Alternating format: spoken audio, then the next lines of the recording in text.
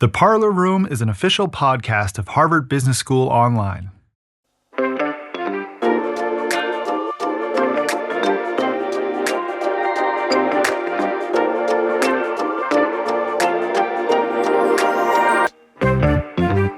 Welcome to this very special bonus episode of The Parlor Room. In this episode, we're hitting some of the top listener questions from this season. Now, I really enjoy these Q&A episodes. Quick, actionable insights on a variety of subjects. So, let's kick things off with Professor Christina Wallace and the topic of entrepreneurship and marketing. She explains why direct interaction is key and how overcoming discomfort can unlock valuable insights. As an entrepreneur without traditional marketing experience, what should I do first in my entrepreneurial marketing journey? I'd say to go and get as close to the customer as possible. So whether that means taking a marketing role that allows them to interact with customers constantly, or looking at a product opportunity or a community role, something that gets you comfortable talking with people. I think there's sometimes a discomfort with that, especially among younger folks who have grown up in this in an age of technology where you sort of keep people at an arm's length. This notion of talking to people, intercepting them in a grocery store, riding along with them and seeing how they spend their day can be really scary at first. And so getting comfortable with that is going to be one of your top skills, because the customer is going to tell you what they want, what they need. Even if they don't have the words for it, you're going to discover it by being close to them. And so if you're trying to keep them at arm's length, you're never going to get those best nuggets. Wow, that makes me nervous because I get very anxious talking to people about stuff. Is there a cheat? Is there a workaround? No. Everyone thinks, I'll just send the survey. And I'm like, pick up the phone. Yeah, Talk to them. That's some advice I need to take to heart. Many of us are wallflowers. And that word, wallflower, it sounds so nice. Who wouldn't want to be a wallflower? Well, I guess anyone who wants to get things done. It's time for us to move into the garden and mix in with the other plants. I'm doing tough garden talk now. That's as far as I should take this botany metaphor. Okay, let's move on. Forget AI. For now, just for now, forget AI. Professor Felix Oberholzer-Gee says the biggest shift coming to business is the global workforce shortage. With shrinking populations, he says companies will soon compete fiercely for talent. I'm still trying to figure out if this is good news or bad news.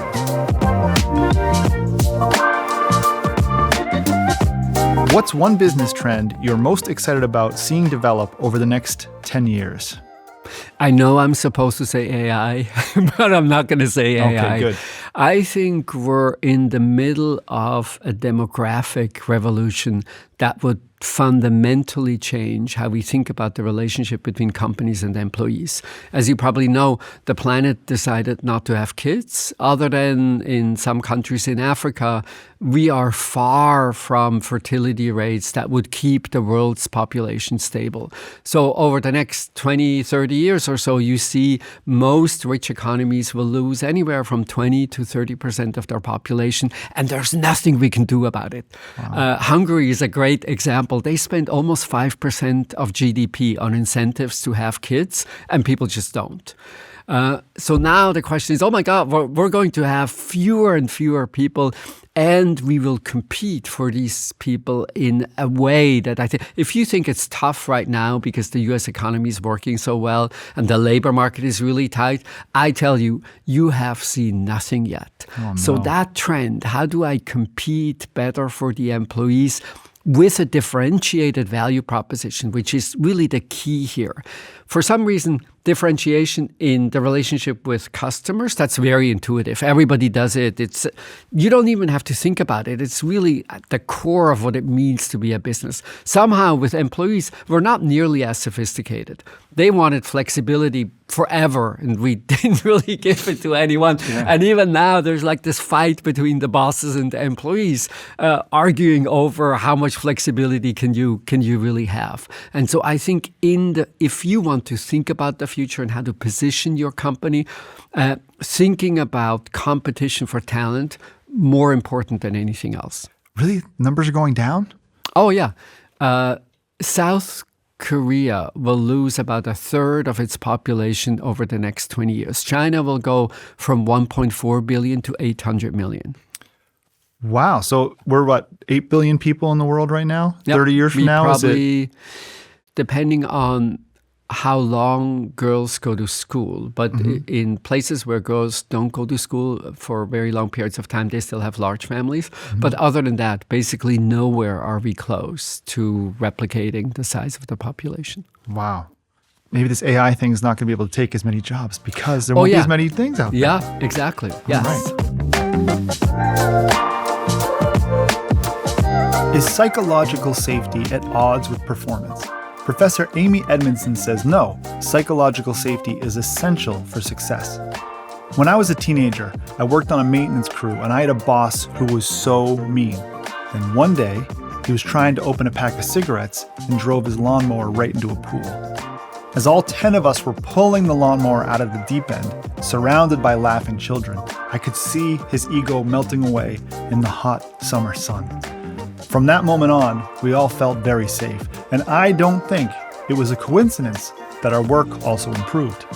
I'm not sure that's the psychological safety Professor Edmondson is referring to, but I might be in the right ballpark. Some argue that psychological safety may come at the expense of performance in competitive context. How do you balance safety and drive results? I don't see it as a balance. I see it as two incredibly important leadership responsibilities: the creation of psychological safety and the motivation toward high performance. And we can fill out 4 quadrants, with those 2 dimensions. If you have neither psychological safety nor motivation to perform well, then you will have people in what I call the apathy zone. If you have people with, high psychological safety but not much motivation, sure. That's where I think people don't want to be. That's where what lies behind that question. And if you have people who are, very motivated but have no psychological safety, they work in the anxiety zone, and it's a very hard place to produce excellence from. Finally, if you have people with high psychological safety and high motivation, that's where learning happens. That's where high performance happens. So I think you need to push back when people are saying that psychological safety comes at the expense of performance. The fact is, and the research is pretty clear, that psychological safety is a means toward performance. In an uncertain, complex, interdependent world, the only way truly to achieve excellent performance is when people feel able to speak up candidly about what they see, what they worry about, and the ideas they have. Customers blend online and offline, but companies often treat them separately. Professor Sunil Gupta explains why integrating digital and physical marketing is key and how businesses can measure and optimize the entire customer journey. What are some examples of how digital and physical marketing can most effectively integrate? So I think this is an interesting question because for a long time, companies have been keeping them in silos. So there's somebody, they have an agency which does only digital marketing. There is an agency that only looks at the offline channel. But consumers mix and match, right? So you might start your search online and then they go offline. So I think there's a lot more effort on companies' part to integrate these 2 components. And the challenge also becomes that you start the search online because you are affected by digital marketing online, but you actually end up being in the store. And that creates a challenge. How do you measure this? So a lot of people are trying to do test and control, that in one market you only spend money in digital channel, on the other market you don't, and see the traffic in the store, and you start measuring those components. Sometimes the online channel does one job, offline channel does another job, right? So online channel may be simply to create awareness. The offline channel may be for actual conversion where you can talk to a salesperson. So I think the best way to think about is the entire customer journey, how the customers go through one step to the next step, and then manage that process. Sephora does a fantastic job of doing that, exactly that.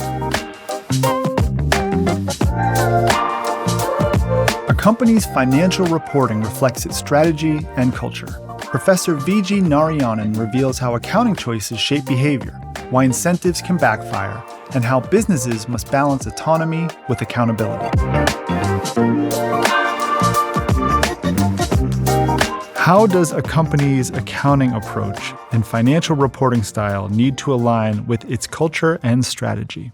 I think it's very important for the financial reporting to take into account sort of the culture and the strategy of the company.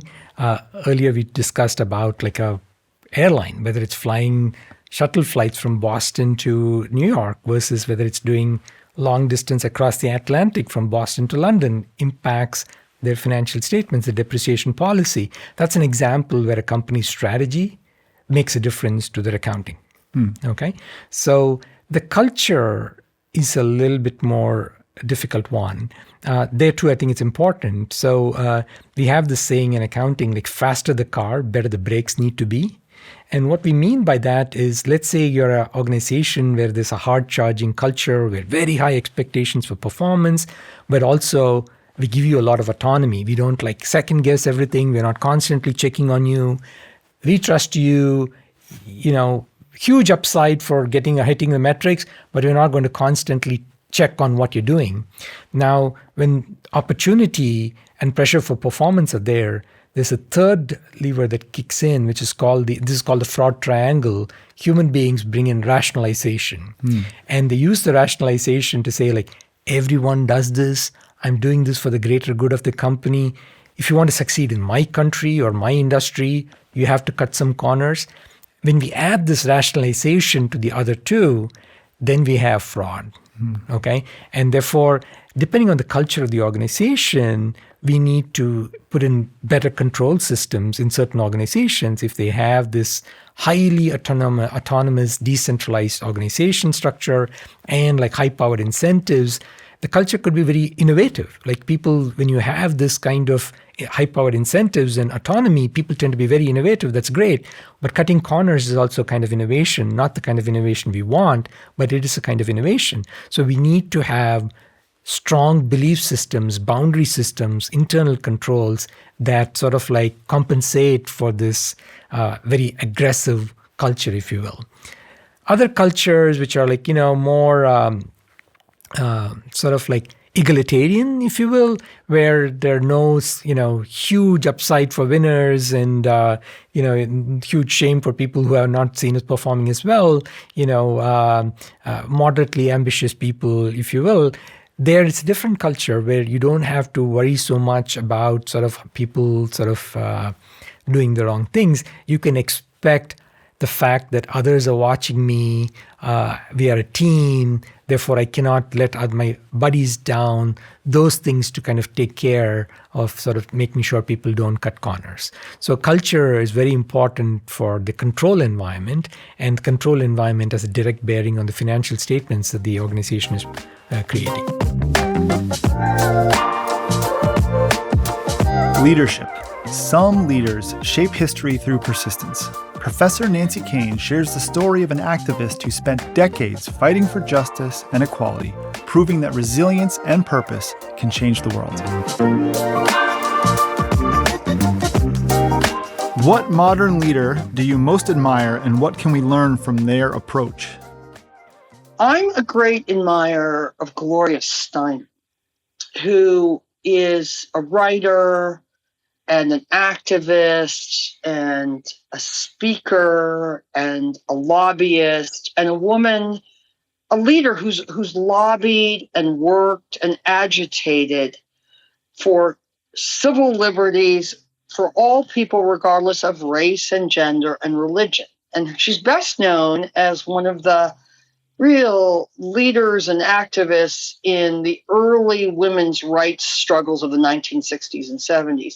But she's still very much at it. She's still going strong. She's, I believe, in her late 80s or early 90s right now, and still agitating and still working and still bringing all kinds of different people together in interest, in unity around this incredibly important, truth, which is Talent is widely distributed.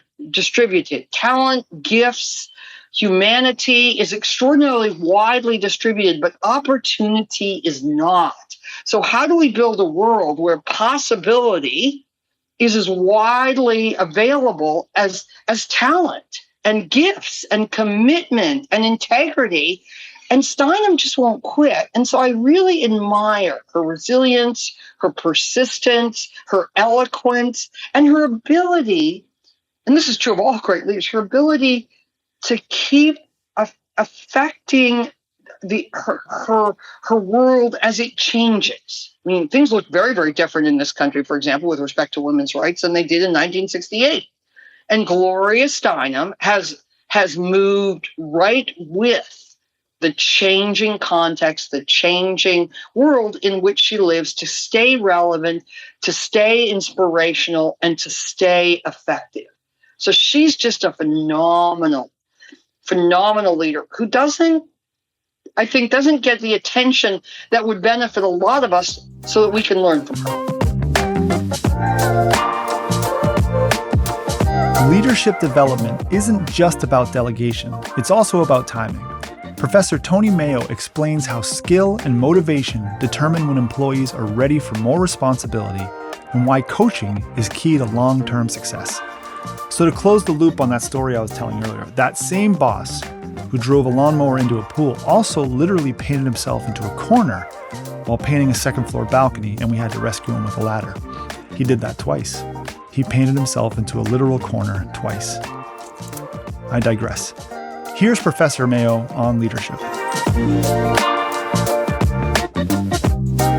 What strategies have you seen work well for developing the next generation of leaders from within an organization?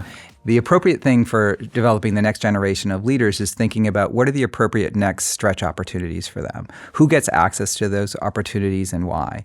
And so what you want to do, the last thing you want to do is to delegate to somebody before they're ready. So oftentimes there's this two-dimension of leadership that I like to draw upon quite a bit. It's from Hershey and Blanchard, and it's this notion of skill and will. And so you have certain employees that have a lot of skill or low skill, and then but will by will we mean passion, excitement, and drive.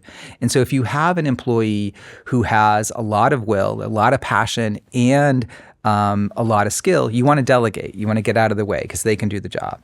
And for people who don't have a lot of skill and don't have a lot of will, they're probably new employees, you want to be very directive with them.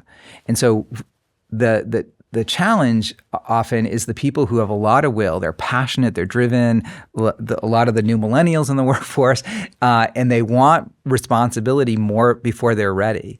Mm-hmm. And if you do that, if you delegate too quickly, you may be setting them up for failure. So what you need to do is guide them. You need to coach them and support them, enable them to build the skills that they need so that you can feel comfortable delegating to them going forward. So we've covered it all, from marketing to leadership, from purpose to lawnmowers. It's all there. Thank you so much for listening to the Parlor Room. And remember, you can also watch each episode on YouTube. And if you haven't already, please consider hitting the follow button on your preferred platform. We'd really appreciate it. Thank you again, and we'll see you next time in the Parlor Room.